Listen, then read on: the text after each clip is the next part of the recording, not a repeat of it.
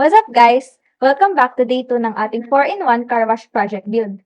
Kahapon, na-test na natin individually yung mga components. Ngayon naman, level up na tayo kasi gagawin na natin yung OLED UI at coin-to-credit system. So unang step, gumawa muna ako ng splash screen. Pag on ang system, makikita agad yung text na Alex Hub Car Wash Vendo. Parang introduction screen lang para mas professional ang dating ng project natin. After ng splash, dumiretso na tayo sa main display layout. Sa pinaka-top, meron tayong section na nagdi-display ng Credit X. Dito natin makikita kung ilang credits ang available. Sa baba naman, nakalista yung mga services na pwede piliin. Water, spray, soap, at blower. Ngayon, para gumana yung coin slot, gumamit ako ng Interrupt Service Routine o ISR. Ang trabaho nito, every time na may mahulog na coin, magti-trigger siya at magdadagdag ng credit sa isang variable.